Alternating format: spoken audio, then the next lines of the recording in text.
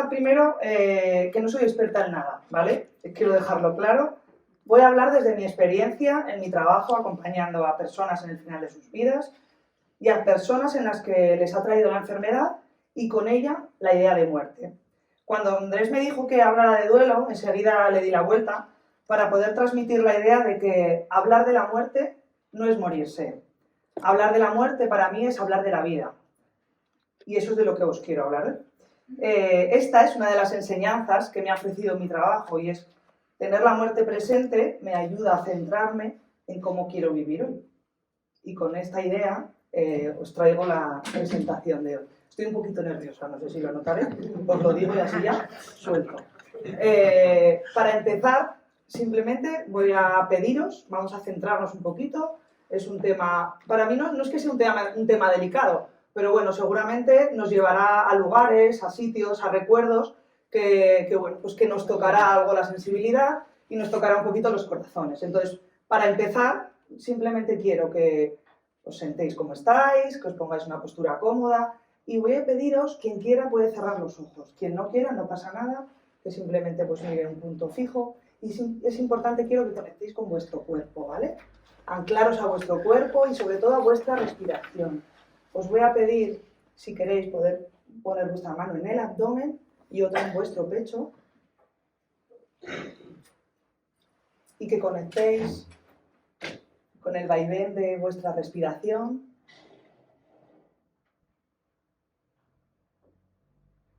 Con el movimiento de vuestro pecho, de vuestro abdomen. Simplemente con el hecho de estar respirando ahora en este momento.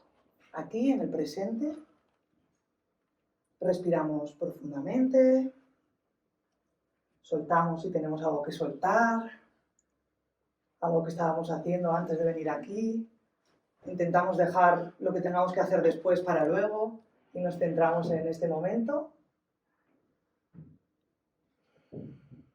Y poco a poco abrimos nuestros ojos y empezamos, ¿vale? Hemos bajado, ¿vale? Y os planteo una pregunta. ¿Cómo vivimos las pérdidas? ¿Cómo vivimos la enfermedad? ¿Y cómo creéis que vivimos la muerte en nuestra sociedad, en nuestro día a día? Os voy a hacer preguntas, las lanzo, quien quiere contestar, no, simplemente quiero que reflexionéis y penséis para vosotros. Si alguien quiere contestar y alguien quiere hacerme algún comentario, pues bueno, será un diálogo, ¿vale? No pasa absolutamente nada. ¿Cómo creéis que las vivimos? ¿Hablamos de ello? ¿Es un tema tabú? ¿Está abierto en la sociedad? ¿Hablamos con los niños? ¿Los introducimos en el proceso de duelo, en el tema de la muerte? No, ¿verdad? Yo creo que en eso estamos todos de acuerdo, ¿verdad? Os dejo esta pregunta y ahora os voy a pedir que en vuestra mano derecha cojáis algo que tengáis de valor. Un móvil, una alianza, un reloj, algo que tengáis ahora encima que sea importante para vosotros. Que lo cojáis con vuestra mano derecha. ¿Vale? Sea importante, ¿eh? Y ahora os pido que se lo deis al que tengáis al lado.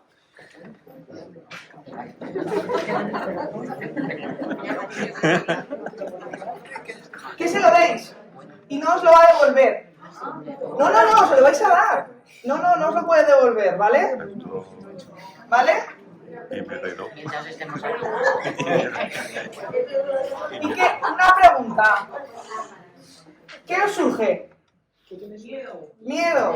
Incomodidad. Desconfianza. Inseguridad. Duda. ¿Qué habéis dicho? Angustia. Enfado. Jolín, es mi anillo. ¿Sabes? Sorpresa. Mosqueo. Jolín, pues yo lo quiero. ¿No? Que es mío. Si no, pues ahora vamos a seguir, ¿eh? ¿Qué surge ante la pérdida? ¿Era un objeto? ¿Habéis dicho? Incertidumbre, tristeza, angustia, miedo, enfado, duda, mala leche, ¿no? Porque ahora yo lo quiero, esto tenía valor para mí. Y entonces, igual en vez de estar pensando en lo que estoy hablando, estáis pensando en lo que os han quitado. ¿Sí? No me centro. ¿Por qué no me centro? Porque estoy pensando en mi anillo, que era importante, que me lo habían regalado. Tenía un valor. Mira, haces inmóvil ahora. Podríamos, los que habéis dado el móvil, ¿qué hacemos ahora sin móvil? ¿Qué hacemos?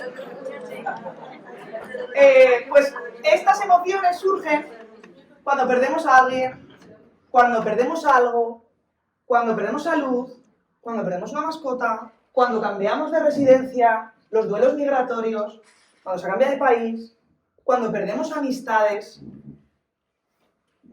cuando perdemos algo que es valioso para nosotros, surgen estas emociones. ¿Sí o no? Sí. Vale. Vamos a hablar de las pérdidas, nos centraremos en las pérdidas humanas, pero también hay pérdidas importantes, como la pérdida de la amistad, la pérdida de roles, la pérdida de salud, ¿vale? La pérdida de vinculación con los demás, ¿vale? De roles familiares.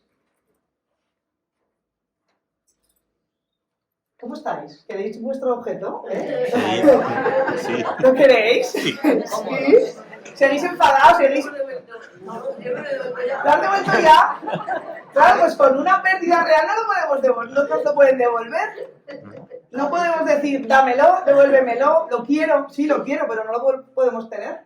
Yo lo tengo ahí, ¿eh? Y bueno, ahora vamos a reflexionar, os planteo, ¿vale? Que reflexionéis en qué recordáis de vuestra primera pérdida, si recordáis, o porque puede ser igual en nuestra infancia. Ya no hablo de vuestra primera pérdida importante, sino en el momento en el que fuisteis consciente, claro, eso tenemos que ir mucho más allá, ¿vale? En el momento en el que fuisteis conscientes de que la muerte formaba parte de la vida. Preparando esta charla y en otros cursos me ha venido, y yo me acuerdo en tercero, creo que era, de primaria, el papá de un niño del cole. Y me recordaba que falleció. Y ese niño, me acuerdo, pues tendríamos 10 años, creo recordar, que volvió al día siguiente del colegio. Claro, todo. Yo me hacía preguntas ya en aquel momento. Claro, ya ha venido a clase, su padre ha fallecido, y está aquí, 10 años. Y viene normal, y viene a clase. En aquel momento, cuando estaba yo recordando, no era mi primera pérdida, pero cuando empecé a ser consciente de que la muerte formaba parte de algo común. Luego la pérdida de abuelos, pérdida de familiares. Pues bueno, quiero que os vayáis un poquito a quién perdisteis, cuántos años teníais, cómo reaccionó vuestro entorno, qué os ayudó en aquel momento y qué no es lo que os ayudó, qué no os ayudó y qué hubierais necesitado en ese momento. Pensar un poquito, ¿vale? Os dejo ahí la reflexión. Si alguien quiere comentar algo, podríamos estar hablando de esto todo el rato, toda la hora. Si queréis, podemos hacerla contestar. ¿Qué os ayudó en aquel momento? ¿Qué recordáis que fue lo que os sostuvo o lo que no os pudo sostener?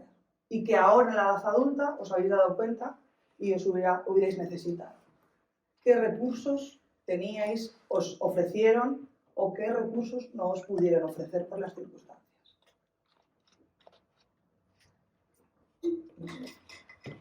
No quiero ir preguntando por una. Si alguien quiere lanzarse. ¿No? ¿Os queréis lanzar? Lo que más se necesitaba en ese momento era cariño. Cariño. Y eso tiene que ver con la vinculación de las personas, ¿verdad? Vale. Apoyo familiar. Apoyo familiar. Que te hablaran. Que te hablaran. Yo recuerdo que teniendo 11 años, 11 se años. mató una chica en el colegio. Vale.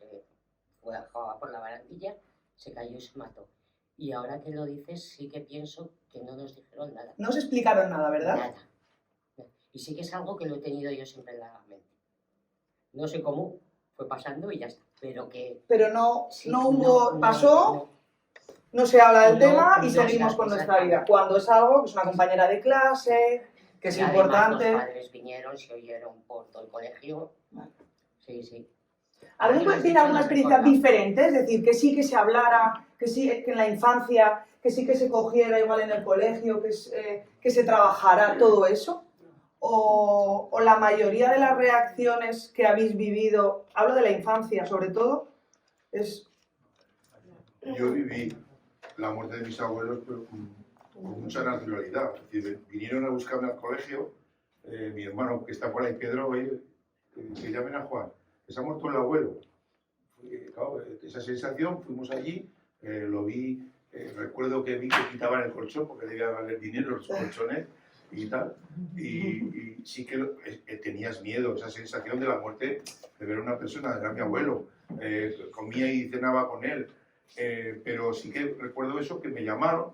Entonces yo he vivido con esa sensación que creo que me ha ayudado a lo largo de mi vida, el que no escondieron la muerte.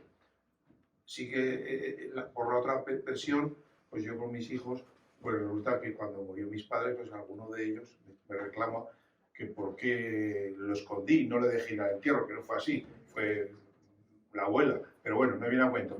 Pero sí que ahora cuando hablamos, con 42 años, me dice, me hubiera gustado estar en el entierro del abuelo. Y yo dije, a mí personalmente, la muerte me la enseñaron, es decir, entonces morían en casa, en la cama, le quitaban el colchón y lo ponían y lo velaban, lo vestían, etcétera, etcétera. Me ha tocado pasar durante muchos años por esa habitación para irme a mi dormitorio. Y alguna vez tenía esa sensación, el miedo te generaba, porque claro, estoy hablando que yo tengo 71 años, tendría 10, y en aquel momento la muerte se vivía pues con el luto, Vale. con una... Algo oscuro, algo trágico. La muerte estaba en casa. Vale, luego hablaremos de las diferencias que hay igual en culturas, los diferentes años, cómo se vivía anteriormente, y seguramente es lo que habéis vivido, y cómo lo estamos viviendo a día de hoy, ¿vale? Pero bueno, simplemente que hagáis la reflexión, porque es importante, o creo que es importante hacer la reflexión, porque cómo afrontamos o nos enseñaron a afrontar esas pérdidas. Eso nos ha dejado una marca, nos ha dejado un legado, nos ha dejado una historia, es nuestra biografía de vida, y eso va a hacer o ha hecho que las siguientes pérdidas que hemos tenido a lo largo de nuestra vida las vamos a afrontar de una manera o de otra, ¿vale?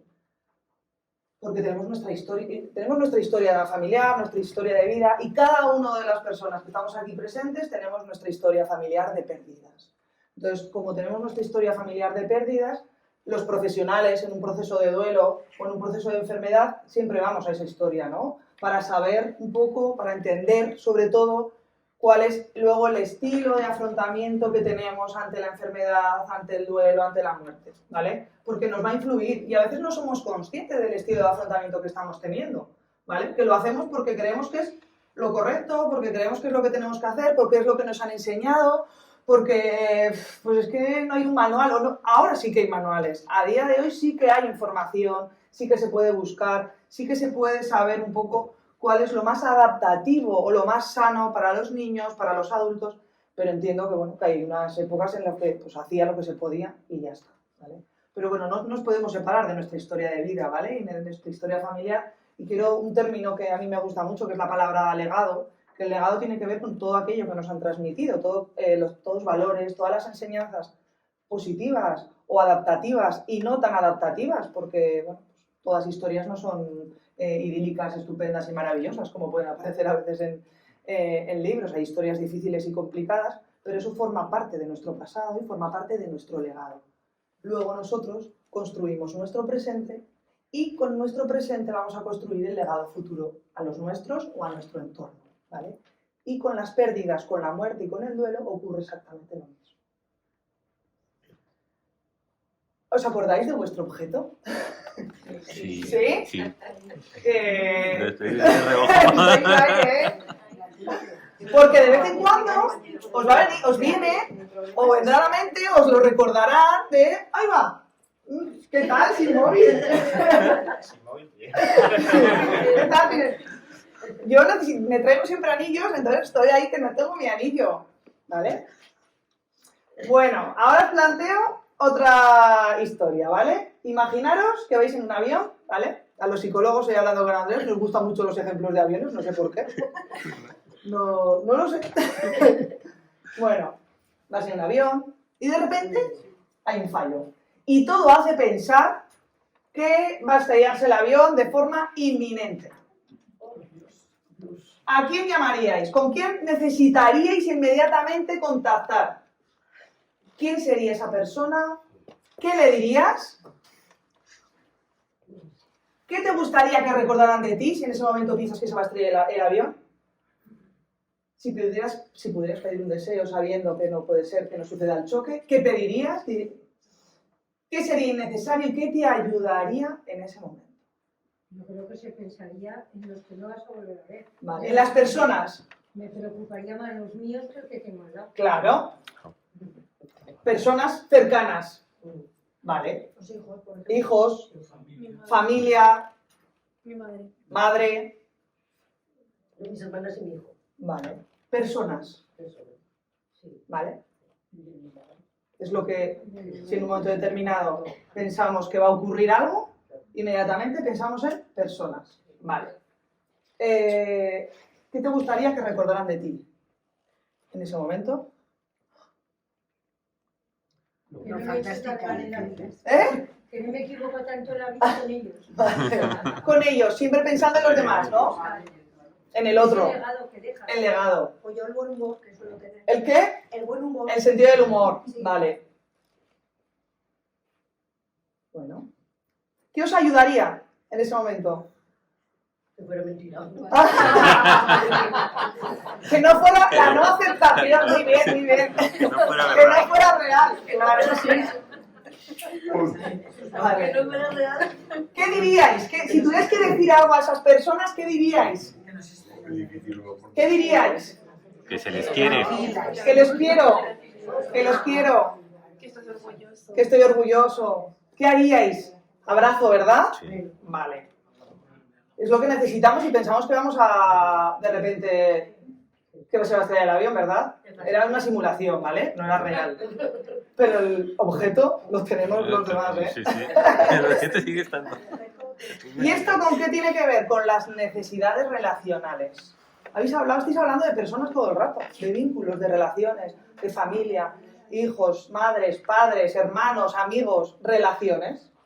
Los humanos somos seres sociales y necesitamos a los demás para nuestra supervivencia. Esto no lo dice Nieves, ni lo dice Andrés como psicólogos. Lo dicen expertos en antropología, en filosofía, ¿vale? Somos seres sociales por naturaleza. No podríamos haber existido cazando solos, o recolectando solos, o intentando mantener la cueva solos. ¿Qué se necesita? A la comunidad, ¿no? Al entorno, a la red. Necesitamos una red para ser sostenidos, ¿sí? Necesitamos sentirnos escuchados, creídos con autenticidad, sentir que somos sostenidos y contenidos. Sostenidos es el sostén, ¿vale? Y necesitamos a los demás y también yo me puedo sostener, ¿vale? Pero necesitamos al entorno para mantenernos, ¿vale? Sentir que el otro también en algún momento determinado puede tomar la iniciativa. Sentir que impactas emocionalmente a quien te está escuchando, que eres importante para la persona que te está escuchando. Sentirme identificado, la identificación en el grupo ante determinadas situaciones, cuando veo que mi problemática o lo que me está ocurriendo a mí también le está ocurriendo al otro. Entonces me siento identificado y no estoy sola o solo ante determinados procesos. Validación, reconocimiento, valoración. Estos son necesidades relacionales que tenemos los seres humanos. Autodefinición, de que me reconozcan que que soy un grupo, pero soy singular, soy yo. Y de expresar amor, afecto y gratitud. Habéis dicho, si llamo o tengo que decirle a alguien en ese momento, diría te quiero, estoy orgulloso, ¿no? Palabras de amor, de afecto, de cariño. Todo lo que está vivo muere, incluido el ser humano. Aunque en nuestra cultura vivimos mirando hacia otro lado. Fijaros, un poco la idea, ¿vale? Que igual decís, ¿y esto qué tiene que ver? A ver, os voy enlazando, ¿vale? Os enlazo en... Hablamos de pérdidas, hablamos de momentos de vulnerabilidad y de dificultad. Y lo que necesitamos y lo que queremos es el contacto con los nuestros, las relaciones, el vínculo, el amor, el cariño. Y sin embargo, ¿qué hacemos como sociedad? ¿Qué estamos haciendo? Estamos mirando hacia otro lado, ¿vale? ¿De dónde venimos? Venimos, habéis dicho, de la muerte antes no era algo, un personaje ignorado, ¿no? Era algo que formaba parte de la vida y que se compartía con la familia, con el entorno, con los... Luego había diferentes familias y luego ya no hablamos de culturas, sino aquí también tenemos que hablar de diferentes comunidades autónomas, incluso en la misma comunidad autónoma, pues no se vive igual en el norte que en el sur, que, bueno, que se vive de diferente manera, bueno, o había diferentes rituales, ¿vale?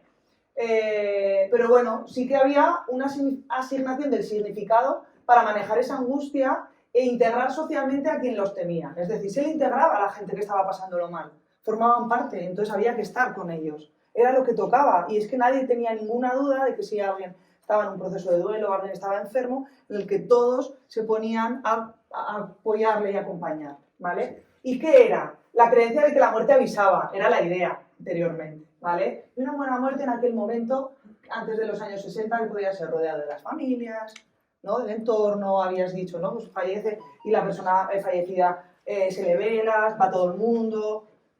Vale.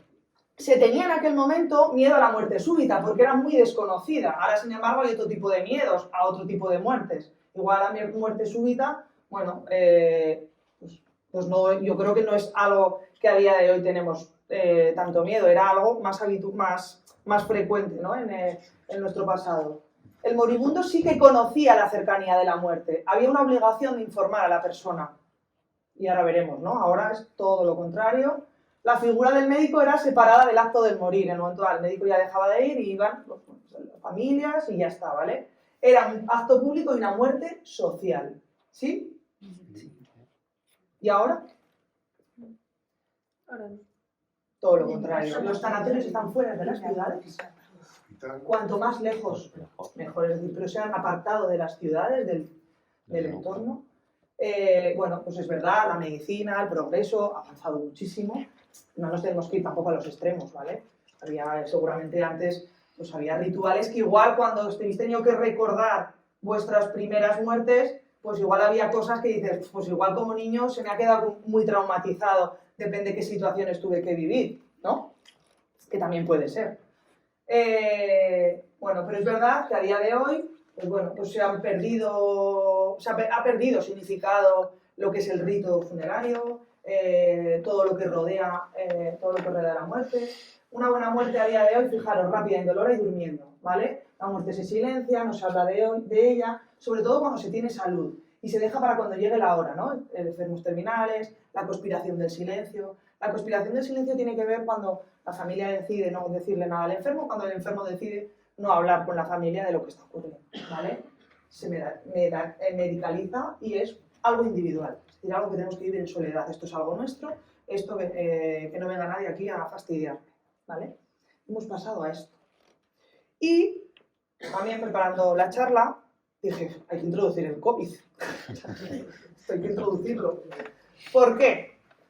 Aparece el COVID y ¿qué ocurre con la muerte? ¿Cómo vivisteis vosotros o cómo recordáis en aquel momento cuando estamos encerrados, cuando nos están poniendo las imágenes, nos están diciendo cifras de personas fallecidas? ¿Cómo lo recordáis? Angustia, horroroso. Pero angustia, horroroso, ¿qué era la angustia y lo horroroso? La muerte en soledad. Solo, sin cuidados. No poder despedirte de tus seres queridos, no poder abrazar, no poder decir te quiero, no poder despedirte de la persona fallecida. Y eso provoca ¿el qué? Angustia.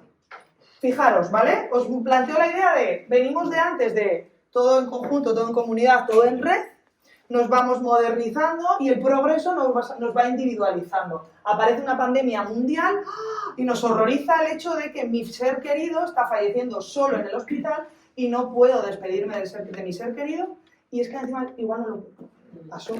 No lo pude ni enterrar como quería, no me pude despedir, Ha pasado. ¿Y dónde ha quedado todo eso? ¿Ha quedado en algún lugar? En la historia. Bueno, Un recuerdo. el recuerdo, ¿no? Tiene que venir una pandemia para recordarnos esto. ¿No? Sí, justo. Vale. Bueno, que veáis, en aquel momento yo dije, jo, mira, fíjate, que la importancia de los rituales. En aquel momento se vio la importancia que tenían los rituales.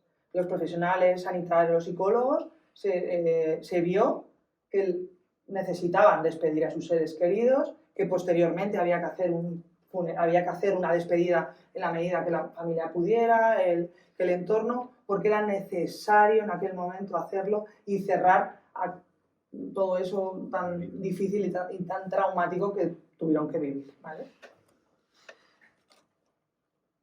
Y los niños, hemos hablado antes, ¿no? Pues los niños, ahí quedan, ¿no? Bueno, el amor y los niños, no, gracias. Se me cierra la puerta.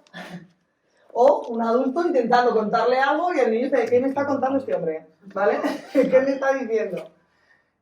Algunas formas de evitación que tenemos con los niños, pues es sustituir el objeto perdido, ¿no? Pues has perdido una niña, no te preocupes, que te compro. Pues ha fallecido el perrito, pues no pasa nada, te compramos ese perrito. ¿Vale? Que son igual las primeras pérdidas que pueden tener los niños, de mascotas, de objetos, ¿vale? Pero bueno, luego cuando vienen pérdidas reales en la familia, en el entorno, se les deja a veces al margen, bueno, a veces, la mayoría de las veces se les deja al margen, se les anula el espacio para el desahogo, no llores, hay que ser mayor, quiero confiar en que este mensaje va cambiando, con el paso miro con mis profesionales que esperemos que esto vaya cambiando, pero es verdad que no se les da un lugar, ¿vale? Hay que preguntarles, siempre lo decimos, hay que preguntarles. Igual no quiere participar, vale, pero lo ha decidido él. Decías, ¿no? Mi hijo me dijo que no le dejé, vale, no se le preguntó. No es lo mismo que yo con 7, 8, 9 años decida que no, en la edad adulta es algo que te preguntamos y tú dijiste que no. No es, no me dejasteis ir, no me apartasteis de un lugar en el que sí que quería estar, ¿vale? No hay que juzgar tampoco, lo hace como puede, como sabe, en aquel momento de dolor, sufrimiento, angustia, tristeza, en el que mi mente está totalmente bloqueada y que no, en ese momento no pienso, lo único que quiero es que mi hijo, mi hija o los niños sufran lo menos posible y no estén al tanto de lo que está ocurriendo, ¿vale? Pero decías, en el aula no se trabaja, no se habla, no se... ya está, pues se está pendiente del niño, de la niña y ya está, ¿vale? Se les tapa, ¿no? Es como, venga, y les debe incluir también, les sobreprotegemos. Y vamos a nuestra infancia. No hay que ir solamente a la infancia de ahora, ¿no? Vamos a nuestra infancia. Seguramente nos han sobreprotegido, nos lo han tapado, no han querido que participáramos de ello. Y hay que comprenderlo, digo, que no hay que ser aquí, no hay que juzgar, ni muchísimo menos. Hay que comprender las circunstancias de aquel momento para entender por qué en aquel momento las personas de referencia que había tuvieron que tomar esa decisión, porque era la que tenían que tomar, seguramente porque no podían tomar otra.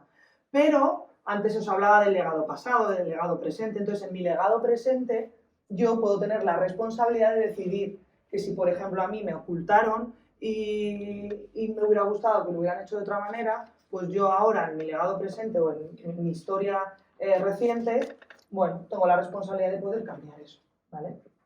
No, muchas veces es, no, como lo hicieron así, pues ahora yo también lo hago de esta manera, ¿vale? Van cambiando las cosas, ¿eh? No quiero ser ahí muy negativa, van cambiando las cosas, pero sí que es verdad que en el tema de educación creemos que hay que cambiar muchísimo más, ¿vale? ¿Cuáles son mitos? Los niños no se dan cuenta de lo que sucede tras una pérdida. ¿Creéis realmente que un niño no se da cuenta? No. ¿Se da cuenta de todo? ¿Sabes? Lo que pasa es que no dice absolutamente nada.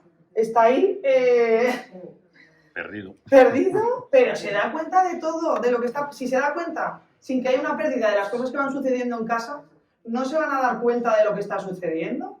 De que de repente, pues yo qué sé, el abuelo o la abuela se ha puesto mal o malito y de repente deja de estar y vemos a todos que están tristes, vemos que están todos mal, enfadados y el niño está ahí como, pero ¿qué está pasando? ¿No? Debemos protegerlos para que no sientan dolor y sufrimiento, por lo que es mejor disimular y no mostrar nuestro dolor. Intentamos no mostrar nuestro dolor porque creemos que les va a perjudicar a ellos. Bueno, mostrar nuestro dolor, ¿qué les puede hacer ver a ellos? Si yo muestro mi dolor hacia ellos. Que hay que cerrarse a las emociones. ¿Qué hay qué? Cerrarse a las emociones. No, si yo muestro mi dolor, es decir, si yo como madre, educadora, muestro mi dolor ante el niño, Pensaba que al revés. no, si yo muestro mi dolor, muestro la tristeza, muestro que lo que estamos viviendo es doloroso, ¿qué le estoy enseñando, qué le estoy transmitiendo a ese La niño? importancia del suceso, por así decir. Que ha ocurrido algo, que es algo, bueno, pues algo complicado, algo difícil, puede ser inesperado, ¿no? Puede haber sido una enfermedad, pero que es algo que forma parte, ¿no? Claro. Pero muchas veces el mito es debemos protegerlos, ¿vale? Porque no toca, ellos tienen que jugar, ellos tienen que estar pasándoselo bien, ellos no pueden estar sufriendo, ¿no? Este mensaje de ellos, lo que les toca ahora, esto ya les tocará, ¿no? Ya les tocará en la edad adulta. Los niños no labran el duelo, por supuesto que sí que labran el duelo. Cada uno en diferentes edades, en cada edad es diferente, tienen un concepto diferente de lo que es la enfermedad, de lo que es la muerte, pero ellos, claro, que elaboran su duelo. Que, igual que los adultos, también tenemos que elaborar el nuestro.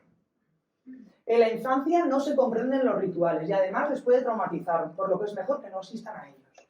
Esto es un mito también. Me parece que está que no vayan, que no estén a nada, se les aparta, no, ya está. ¿Para qué, no? Es como... Y yo siempre es algo que planteo, ¿no? Es mucho peor lo que un niño se puede imaginar que a veces la realidad. Porque tienen una imaginación que se van a San Google, pues eso, internet, libros, películas, ¿no? Esa idea a veces que tenemos de la muerte que la tenemos a veces también relacionadas con el cine, con las series, con la ficción. La publicidad Eso. ha hecho cosas también para ayudar. Bueno, porque ¿qué es el duelo? El duelo es un proceso totalmente natural. Natural. Cuando hablamos de natural es algo que es que no lo podemos taponar. Es que es algo que está ahí y es algo que forma parte. Que se pone en marcha tras una pérdida o la muerte de un ser querido. Vuelvo a hablar de pérdidas, no solo pérdidas humanas, de pérdidas de relaciones, de amistades, de vínculos, de roles, de ciudades, de lugares, pues los roles migratorios, vuelvo a repetir otra vez, pérdida de trabajo, pérdida de identidad, la pérdida de salud, la pérdida de mi vida, de la vida que yo tenía, en el proceso de la enfermedad, que yo es algo que lo veo constantemente, no es solo la pérdida de salud, es la pérdida de quién soy yo, ¿no? Quién era yo antes y quién soy yo ahora. Entonces he perdido muchas cosas a lo largo del camino y eso son pérdidas también y tengo que hacer mi proceso de duelo, porque va a aparecer pues, la tristeza, la desgana, la rabia, ¿no? Ese enfado, esa angustia, ese dolor, ¿vale? Ese dolor. Implica, como digo, un conjunto de sentimientos, de emociones, pensamientos, comportamientos que nos van a permitir reconocerlo como tal, como un proceso de duelo. Lo normal es que haya procesos de duelo normalizados. La población en general es lo más común, ¿no? Un proceso de duelo normalizado. Luego podríamos hablar de duelos patológicos, más complicados, pero bueno, al final todo tiene que ver con mi historia de vida, con mi legado, qué ha ocurrido, qué pasó, ¿vale? Todo eso va a confluir en cómo luego yo afronte la pérdida ahora. Entonces, dependiendo de cómo haya sido mi historia, igual eso complica mi pérdida ahora. Pero lo normal, ya digo, son duelos normalizados. Pero hay que trabajarlos, no se puede taponar. Yo siempre pongo un poco el ejemplo, ¿no? De que un duelo es una herida, está abierta en canal. Y que hará el trabajo personal de la persona, del doliente, es que ayudar a cicatrizar. Porque ¿qué pasa que ante una herida si la tapono? ¿Qué ocurre cuando yo una herida la tapono sin curarla? Y veo que hay enfermeras. Se infecta, ¿no? O revienta, o ¿no? Vale. Una herida para que cure, ¿qué hay que hacer? Curarla. ¿Pero cómo? Cuidarla. ¿No? Y tiene que ir poco a poco. Y va a doler, ¿no? Si le doy desinfectantes, si le... Duele, ¿eh? Y duele... No hablo de una heridita, no. Hablamos de una herida de verdad. Duele bastante. Hasta que pasa el X, porque un año. Bueno, cada día se ve que no es un año. Puede ser más tiempo. La herida deja de doler. ¿Pero la herida ha desaparecido? No. No. ¿En qué se ha convertido? Así que En cicatriz. Una cicatriz que la puedo tapar, aunque quiera ponerle láser encima para cambiar, no, porque va a quedar una cicatriz encima del láser, ¿vale? No, es una cicatriz que me va a acompañar siempre, que va a estar conmigo.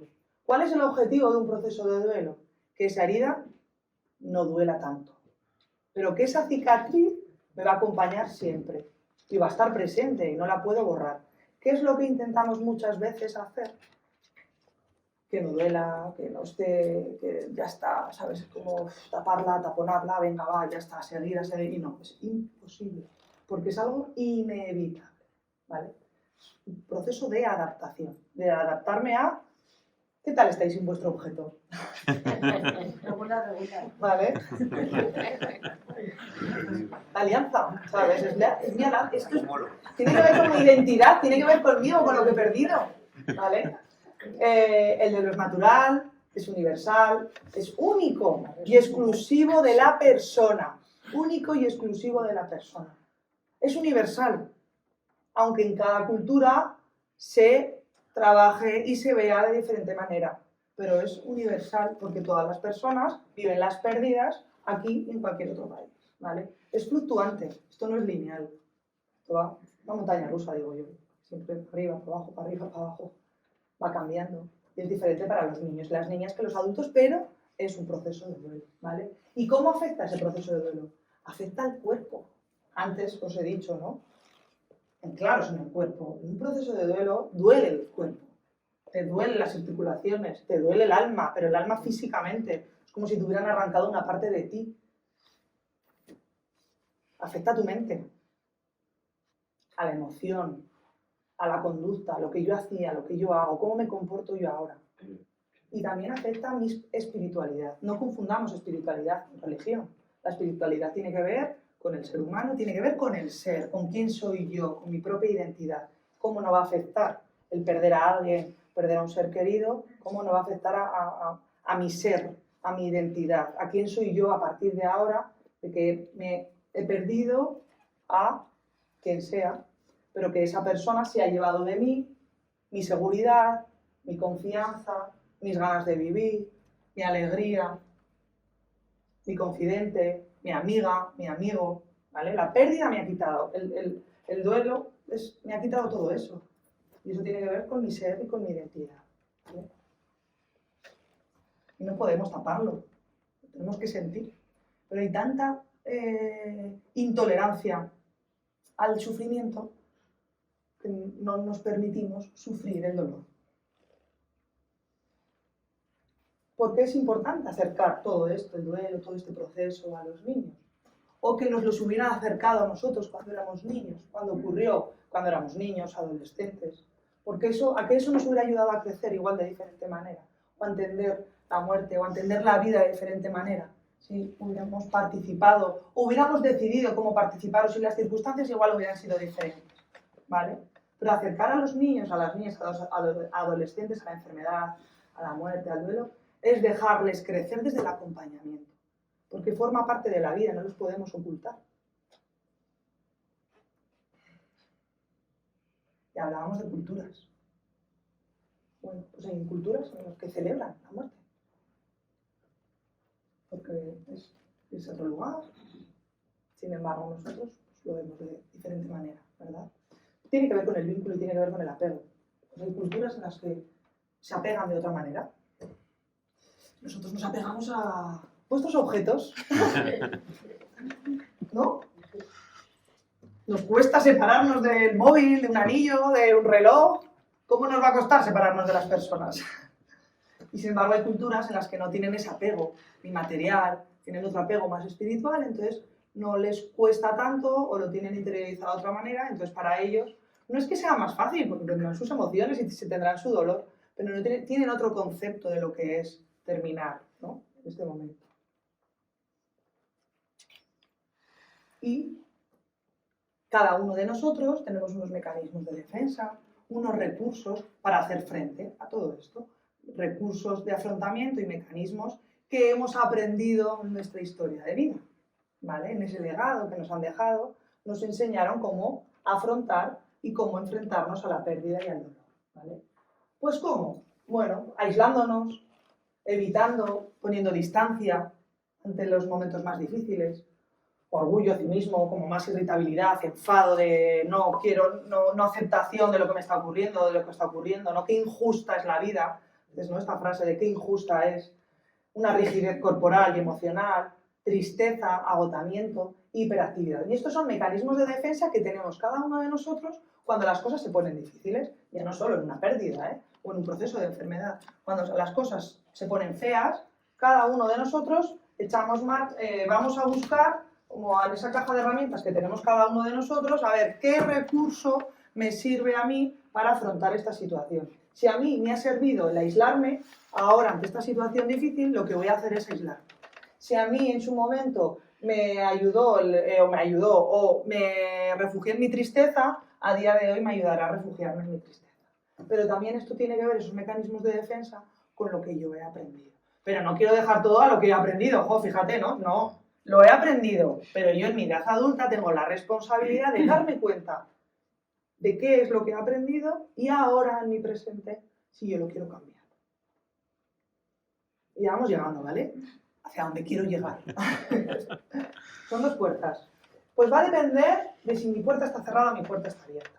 Si mi puerta está cerrada, es decir, si mis duelos, mis pérdidas, mis heridas están sin curar, mi puerta se cerrará ante el dolor también de los demás y ante las pérdidas de los demás, porque no voy a estar preparado o preparada para afrontarlo. Si mi puerta está abierta, es decir, si yo pues, me he reconciliado, he hecho un trabajo igual personal, he elaborado mis procesos de duelo, me abriré al proceso de duelo seguramente de los demás, o a los procesos de pérdida de los demás, ¿vale? Esto también es algo que enlazamos, por ejemplo, en la educación, en los profesores, en los educadores, de que por qué en las aulas igual no se trabajaba cuando pasaba alguna situación. Igual el profesor no lo podía ni trabajar, o el profesor, o el educador, no sabían cómo hacerlo, porque igual esa puerta suya estaba cerrada, seguramente porque tendrían sus propias heridas, y no sabían cómo hacerlo y decir, no me meto en este jardín, porque a ver qué sale de aquí, ¿vale? Entonces la idea también es acercar esto a los educadores, de que si yo, como educador, bueno, he trabajado mis heridas, va a ser mucho más fácil que en un aula, en un centro, cuando hay pérdidas o hay situaciones de enfermedad, esté más dispuesto, tengo la puerta abierta para fijarme en qué es lo que está ocurriendo y poder ayudar a los alumnos. Y bueno, la charla era educar en la vida y educar en la muerte, ya he dicho, pero si no has hablado de la vida, estás hablando todo el rato de la muerte. Pero hablar de la muerte no es morirse. Y hablar de la muerte es hablar de la vida. Porque todo lo que hemos estado hablando, ¿vale? De nuestra historia, de la biografía, del legado, lo que nos han dejado, ¿vale? Yo os he dicho todo el rato. Pero también es mi responsabilidad cómo yo quiero vivir eso en mi presente, ¿vale? No tiene por qué venir una pandemia, no tiene por qué venir una enfermedad, no tiene por qué venir una situación difícil o que esté subido en un avión y darme cuenta de que quiero decir te quiero, quiero llamar a mis seres queridos. No hace falta que nos ocurran esas situaciones para darme cuenta cómo está mi jardín. Mi jardín quiere decir es cómo está mi vida a día de hoy, ¿vale? Cómo está nuestra familia, nuestras relaciones, cómo está mi trabajo, ¿no? Es decir, que cada uno tenemos nuestro jardín y es, bueno, todo crece de la misma manera, lo riego todo igual, le dedico el mismo tiempo a todo, no, ¿verdad? Le dedico más a uno que a otro, ¿sí? Y cuando pasó el COVID, ¿os acordáis? Que todos eran buenas intenciones, igual de regar todo el jardín, ¿sí? Dijimos de que Cambiaríamos, esto nos iba a cambiar como sociedad, que no, vamos a salir más fuertes. que vamos a ser mejores, Pues qué pena, ¿no? Pues no, ¿vale? Yo os invito a que cada uno haga su reflexión de que cómo quiere que esté su jardín.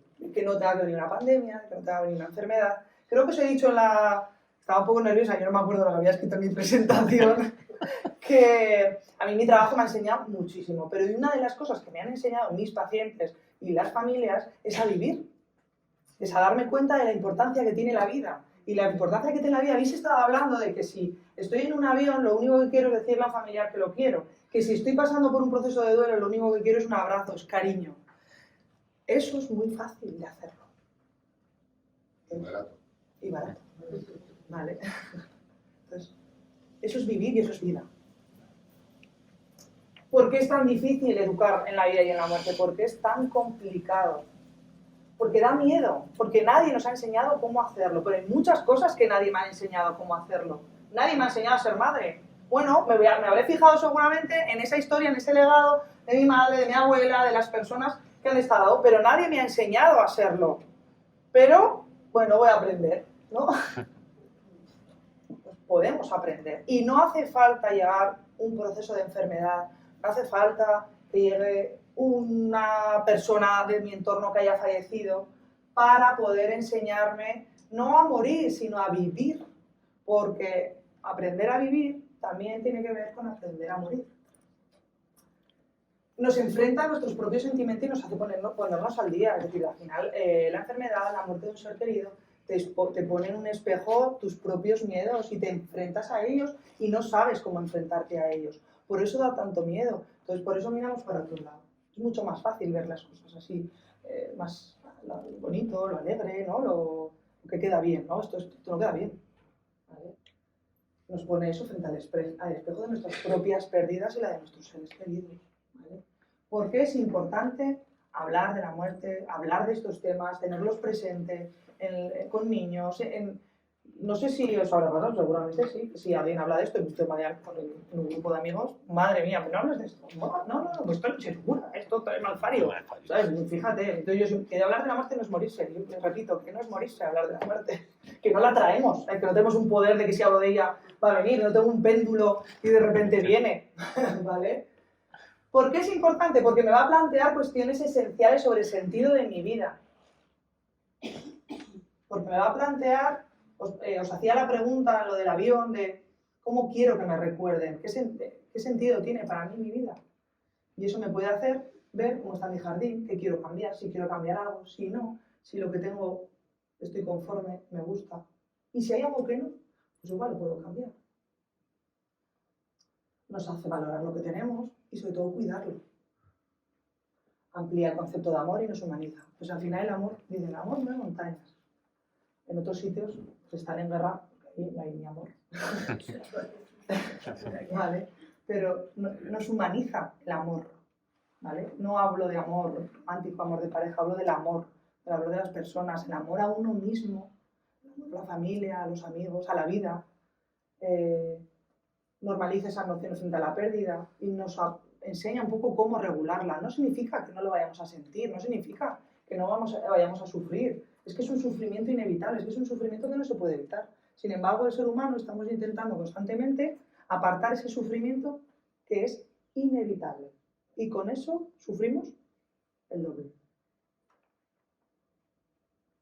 Favorece estilos de afrontamiento y de vida saludable y nos prepara para afrontar futuras pérdidas. Si yo me preparo, si yo trabajo todo esto, si aprendo, si leo, si me informo, si me miro un poquito para adentro, bueno, pues me va a ayudar seguramente a enfrentarme a situaciones que sé que no me voy a tener que enfrentar. Y no quiero dejar de hablar de Víctor Frankl. La gente que me conoce sabe que recomiendo que si os apetece leer, busquéis este libro. Y era un psiquiatra que estuvo en el Holocausto. Y en su libro, no es solo un libro que habla de lo que ocurrió, sino él habla de cómo en ese momento tuvo que buscar sentido para poder sobrevivir, para poder salir adelante. Y habla de amor, de naturaleza, de belleza, de esfuerzo, de sacrificio, de aprendizaje. Es lo que a él le hizo aferrarse para tener un sentido en aquel momento, en uno de los peores momentos de su vida. Y con eso luego creó una terapia que se llama la logoterapia, que tiene que ver con el sentido de la vida. Y él tiene muchas frases, pero bueno, una de ellas, ¿no? La vida tiene un sentido para cada individuo, para cada uno de nosotros, nuestra vida tiene un sentido. Y aún más, se retiene este sentido hasta nuestro último aliento. El terapeuta, el psicólogo, puede enseñar a su paciente a que la vida nunca deja de tener sentido. Para estar seguro, no puede enseñar a su paciente lo que ese sentido es. No les podemos enseñar cuál es el sentido de la vida.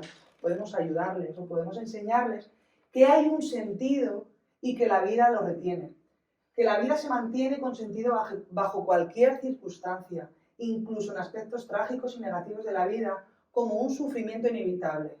Puede convertirse en un logro por la actitud que adopta el hombre hacia su situación, transformando esa desesperación en triunfo. Es una frase que él dice en aquel momento cuando él estaba prisionero. ¿Vale? Os invito a que lo leáis. Y ya termino. Como voy, bueno, termino, me faltan unas cositas, pero como voy de tiempo. Bien, bien, bien. Sí, vale. Os leo, ¿vale? Un joven se encontró en un camino con la muerte y caminando juntos se hicieron muy amigos. En nombre de esa amistad, el joven le pidió un favor a la muerte y le dijo que para poder disfrutar de la vida con mayor tranquilidad, que le avisase con tiempo de que su hora final se aproximaba. La muerte le dijo, sí, sí, lo haré. Pasaron muchos años. El joven se hizo viejo sin que la muerte apareciese a anunciarle su final. Pero un día la muerte se presentó de pronto y diciéndole que venía por él. El hombre asustado le dijo, oye, esto no es lo que habíamos acordado. La muerte le había prometido de que le iba a avisar con tiempo y no le parecía bien que viniera a llevárselo sin previo aviso. Y le dijo, ¿se te ha puesto el pelo blanco? Dice, sí, se me ha puesto el pelo blanco. ¿Se te han caído los dientes? Sí. ¿Se te han cansado las piernas? También. ¿Has perdido tus fuerzas? Sí. ¿Te parece pocos avisos? Sí.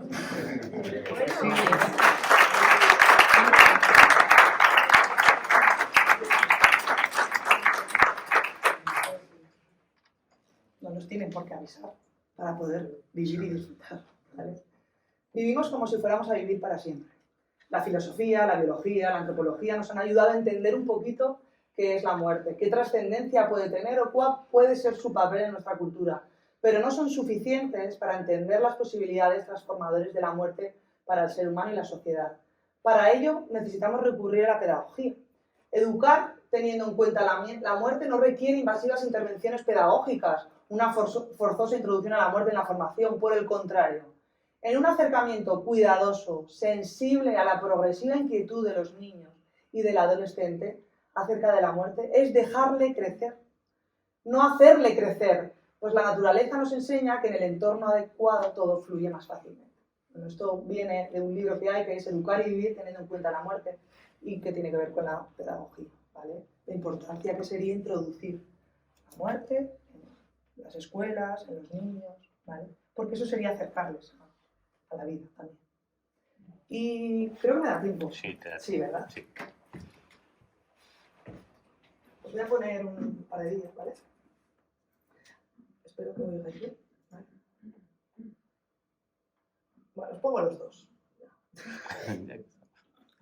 Edward Perryman Cole murió en mayo. Era una tarde de domingo y no había una sola nube en el cielo. Es difícil medir el valor de la vida de una persona. Para algunos se mide por los seres que deja atrás. Para otros se mide por la fe. Para otros por el amor.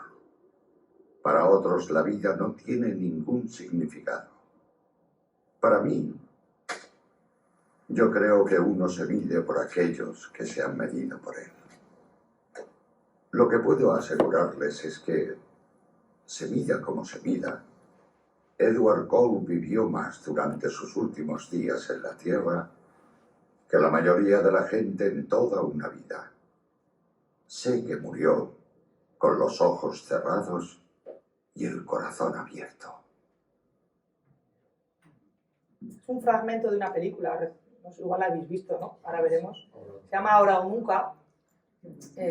En tono de humor, son dos personas que se encuentran en el hospital, cada uno con diferentes enfermedades, ¿vale? Y, bueno, pues se van a morir los dos. Os pongo un fragmentito.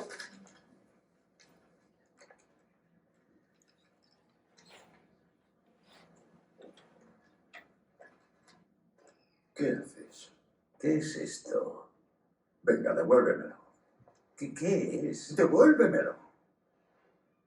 Estaba en el suelo, no sabía que era un secreto de Estado.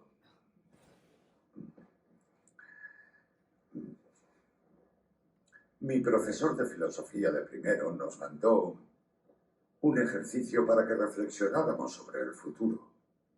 Una lista de todas las cosas que nos gustaría hacer en la vida antes de... Estirar la pata. Qué cursilada. Yo puse cosas como ganar $1 millón, ser el primer presidente negro, cosas de jóvenes. Iba a rehacer la lista, pero... Ayudar a un desconocido desinteresadamente. Llorar de tanto reírme.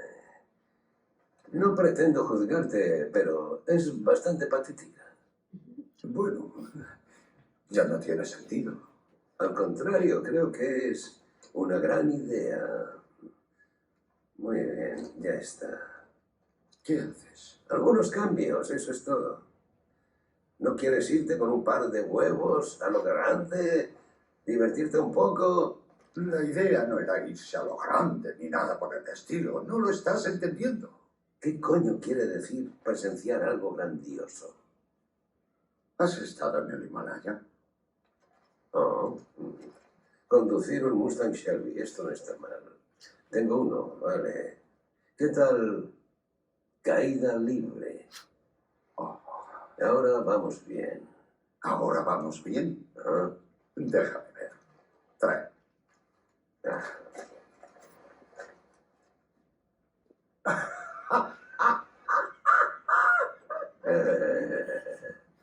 ¿Besar a la chica más guapa del mundo? ¿Cómo vas a hacer eso?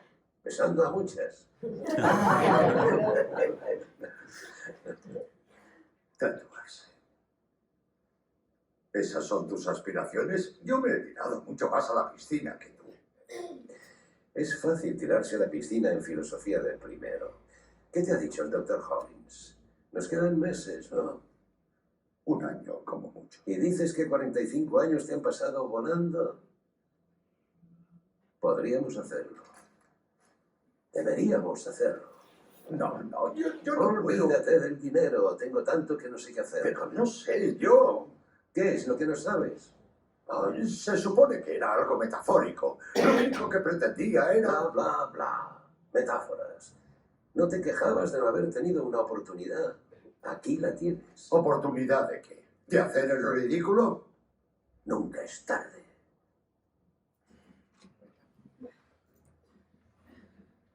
La lista es buena.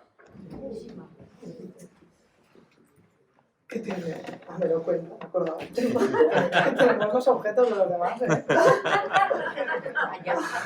Ya podéis devolverlos, ¿vale?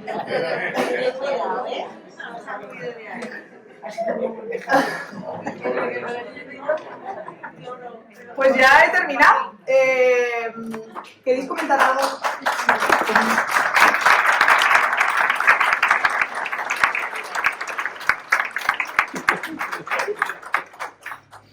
Si alguien quiere decir una palabra con la que, ¿qué se lleva? O si no la queréis decir, llevaros algo.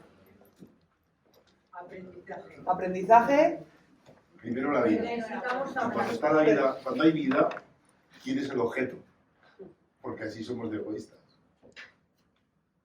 Que necesitamos hablar, comunicarnos más. Yo te doy mi enhorabuena por hablar de un tema tan complicado y hacerse. Agradecimiento por lo que hemos aprendido. Es que no me perdí. Ah, vale, no te veía, vale. Agradecimiento. Por lo que hemos aprendido. Vale. Bueno, pues quiero que os llevéis cada uno en ese jardín, ¿vale? Cada uno de vosotros. Pues yo quería aportar algo un poco de moda. Dime. Porque has hablado de legado y me dices, nadie me ha enseñado a ser madre, pero has visto el ejemplo de tu madre, ¿no? Otras cosas. Yo creo que tenemos un legado espiritual estupendo con la religión y que muchas veces lo apartamos demasiado. Y a mí, realmente, donde me han hablado de la muerte y de la fe es en la religión. Entonces, que me parece una cosa que tampoco hay que desterrar o rechazar del legado que hemos recibido. No, está claro. Y bueno, no la he nombrado, hablo de la espiritualidad, dentro de que cada uno la espiritualidad la trabaja de una manera o de otra. Personas pues, con la religión y otras personas de otra manera, ¿no? Que forma parte, y en los procesos de duelo es algo que se pone en marcha, es algo que se moviliza para un lado o para otro, pero es algo que está ahí y que sale en un momento tan difícil como es un proceso de muerte. De hecho, los monjes y demás tenían la calavera con recuerda que has de morir, que ahora realmente es cuando, porque a nosotros sí que, a mí, que ya tengo una edad, sí que me dejaron ver el entierro y eso, pero ahora los niños, pero incluso a los mayores, porque cuando murió mi madre, a mi padre dijeron mis hermanos que no se lo dijéramos. Tuve que discutir con Sí, ellos. bueno, las personas mayores también pasa igual. Digo, sí, pero sí. si ha sido su pareja de toda la vida, ¿cómo no le vas a decir que muere, no? Pues así. Bueno, pues gracias y nos volvemos a encontrar.